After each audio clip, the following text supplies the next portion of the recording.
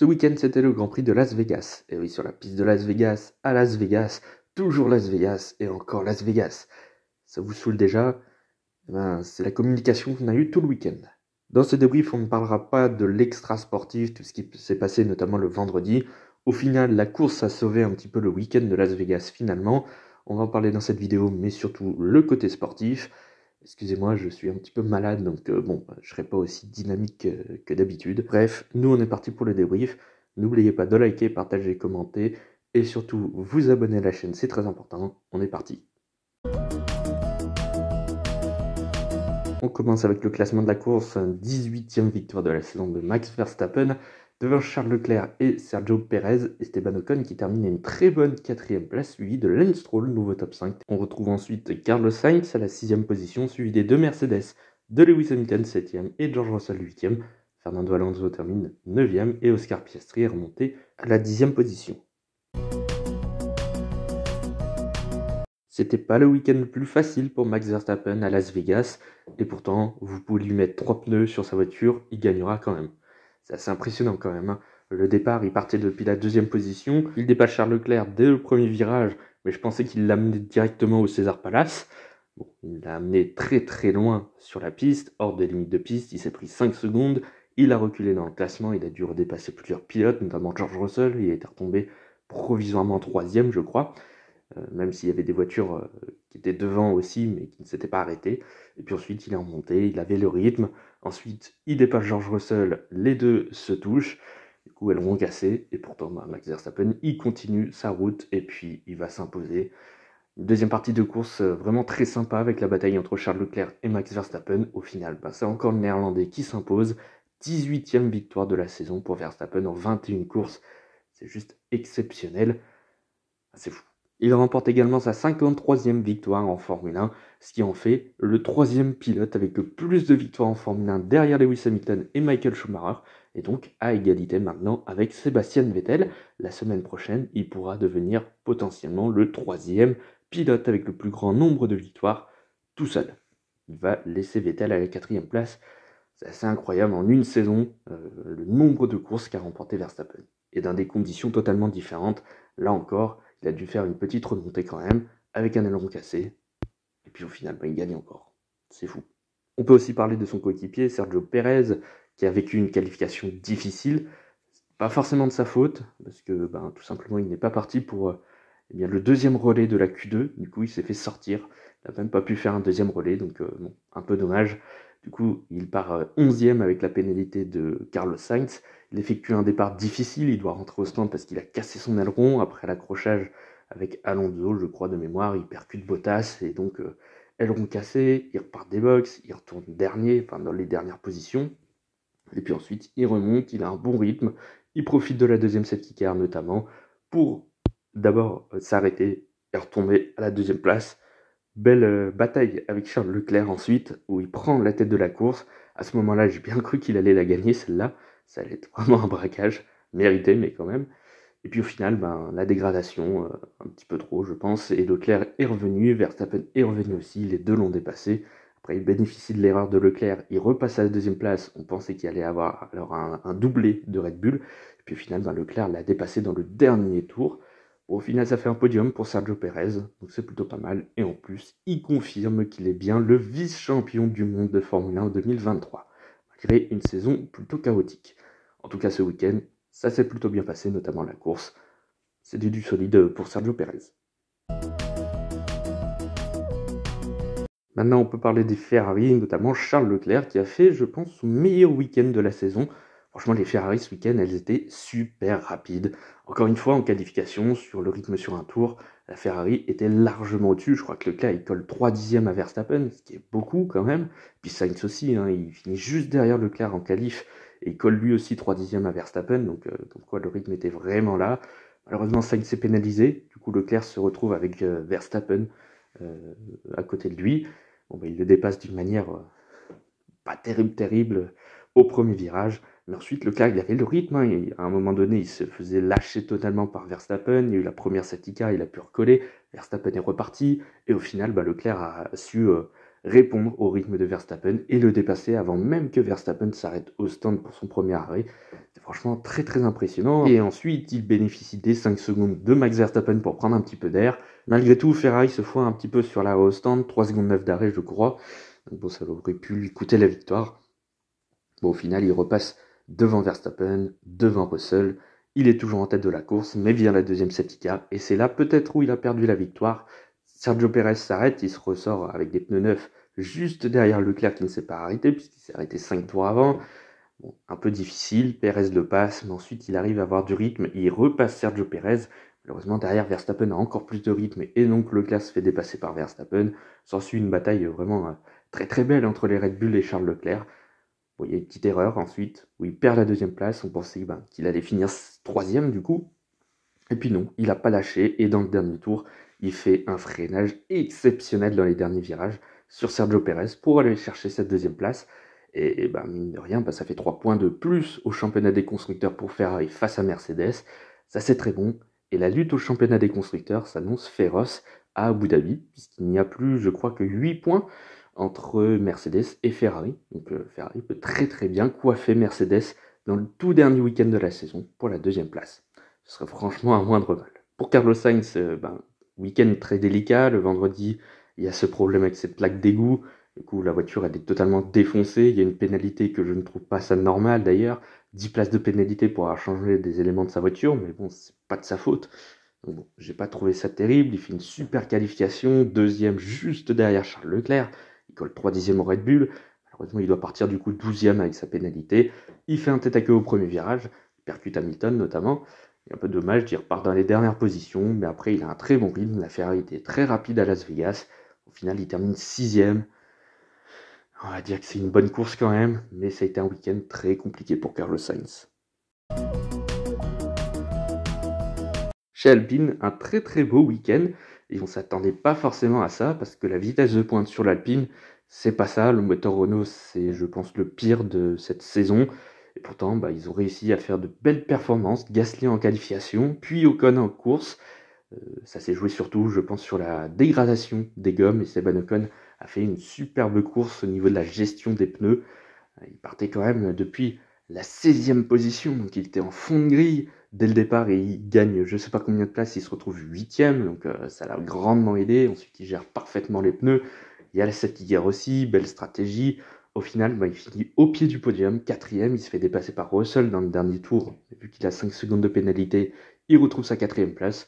Franchement, j'aurais espéré qu'il se passe un petit truc devant pour voir Ocon sur un 2e podium cette année.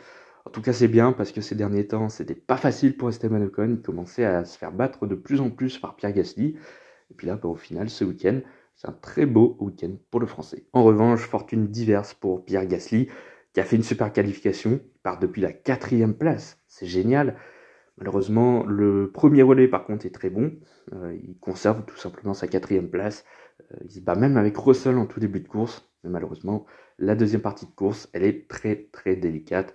Il n'a plus de pneus tout simplement et il décroche totalement. Il se fait dépasser pilote par les Mercedes, par Sainz par exemple, ou par plusieurs pilotes comme ça.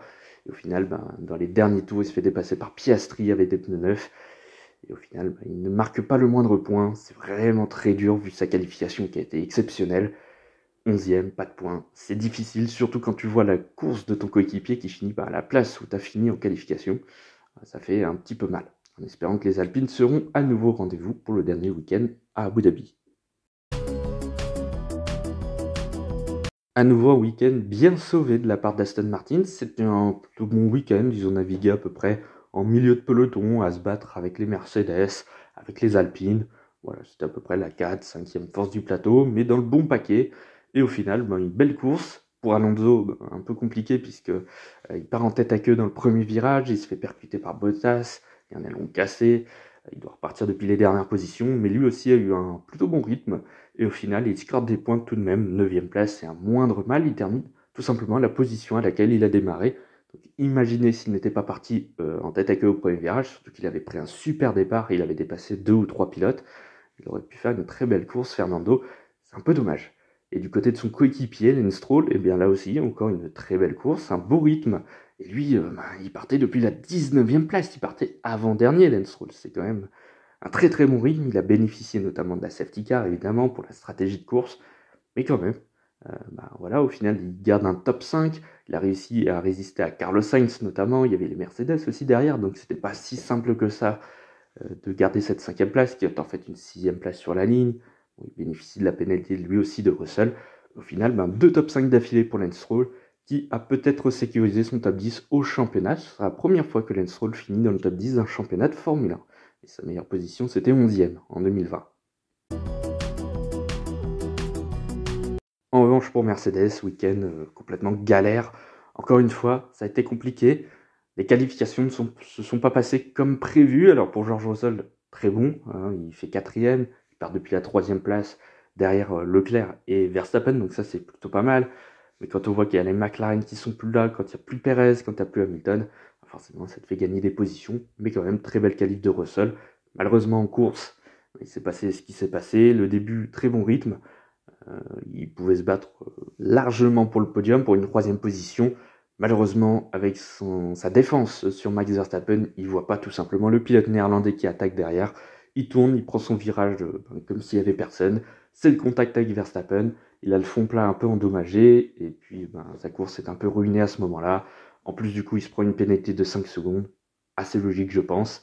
Il fait une belle course derrière. Hein, tout de même, il avait du rythme, hein, malgré un fond plat un petit peu abîmé. Au final, il termine 4e sur la piste, mais avec les 5 secondes, au final, il termine 8e, donc c'est vraiment dommage. Là où Russell aurait pu aller chercher un podium facilement, voire même peut-être mieux, puisque le top 3 était quand même serré, et s'il pouvait finir dans le top 3, il aurait pu se battre peut-être avec Leclerc et Verstappen, on ne sait jamais. Mais bon, on ne saura jamais. En tout cas, Russell a encore gâché une nouvelle opportunité de podium. Un petit peu comme à Singapour où il s'était sorti dans le dernier tour. Et puis du côté de Lewis Hamilton, là aussi, le week-end a oublié pour lui aussi. Ça a été compliqué, il se fait sortir en qualification dès la Q2. Il part 10e avec la pénalité de Sainz, mais après il y a un contact avec Piastri. Il avait un rythme pas dégueulasse, honnêtement. Il faisait même une remontée, je crois, petite remontée. Malheureusement, il y a ce contact avec Piastri, crevaison. Il doit faire quasiment un tour complet avec cette crevaison. Il perd énormément de temps. En plus, il y a un arrêt de 6 secondes quand on lui change le pneu, donc compliqué. Après, il ressort dans les dernières positions. Je crois qu'il est même ressorti derrière Tsunoda. C'est pour vous dire qu'il n'y avait pas du tout de rythme pourtant. Puis ensuite, il remonte. Hein, il avait quand même un beau rythme. Et au final, il termine 7e. Avec la pénalité de Russell, il finit juste devant son coéquipier.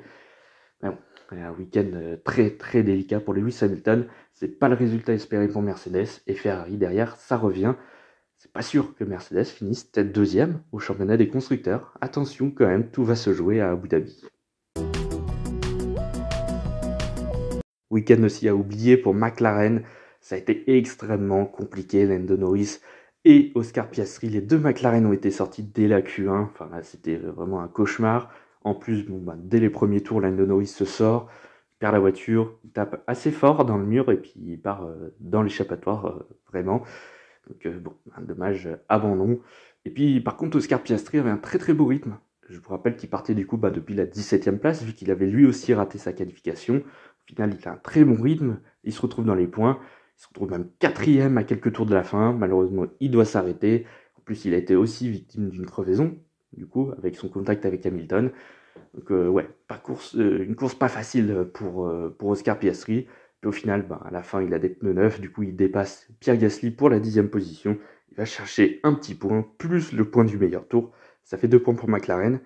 Attention, parce que derrière, Aston Martin revient plus qu'à 11 points. Ils avaient, je crois, une petite vingtaine de points de retard. Maintenant, ils reviennent qu'à 11 points. Ça devrait le faire pour McLaren.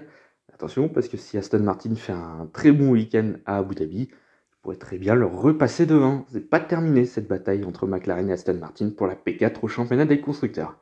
Il va falloir s'assurer quand même cette P4 à Abu Dhabi. Voilà, maintenant je vous affiche les notes que j'ai données aux pilotes et aux constructeurs pour ce week-end à Las Vegas. Vous faites pause si vous voulez voir plus en détail les notes. Et nous on passe tout de suite au championnat. Au championnat des pilotes, Max Verstappen est évidemment en tête du championnat. Sergio Perez est donc maintenant officiellement vice-champion du monde de Formule 1 2023. Lewis Hamilton, lui, terminera 3e du championnat, c'est fait également. Derrière, il y aura la bataille entre Carlos Sainz, 4e à égalité de points avec Fernando Alonso, 200 points tous les deux. Lando Norris aussi qui est à 5 points, attention. Et puis Charles Leclerc qui est pas si loin que ça, à 12 points de la P4, donc attention. George Russell, lui, est 8ème devant Oscar Piastri et Lance Stroll. Au championnat des constructeurs, Red Bull a maintenant 822 points, c'est juste impressionnant. Mercedes est toujours 2ème, mais attention, il n'y a plus que 4 petits points entre la marque allemande et la marque italienne de Ferrari. McLaren derrière est 4ème, mais attention là aussi, 11 points avec Aston Martin. Tout peut se jouer à Abu Dhabi. Alpine est 6ème et restera 6ème. Williams est toujours 7ème devant AlphaTauri, Alfa Romeo et Haas. Voilà, c'est la fin de ce débrief du Grand Prix de Las Vegas. Je n'ai pas parlé du côté extra sportif. Je ne sais pas si je vais en parler ou pas, on verra. Bref, n'oubliez pas de liker, partager, commenter et surtout vous abonner à la chaîne, c'est très important. Nous, on se donne rendez-vous dès demain pour le débrief du Grand Prix de Qatar de MotoGP. Et on a un double week-end F1 MotoGP. Et la semaine prochaine aussi, on aura un double week-end F1 MotoGP. Ce sera les 2 dernières courses des 2 championnats et donc les 2 derniers débriefs de la saison. Allez, il ne reste plus que 3 débriefs avant la fin de saison. Courage. Bref, à demain.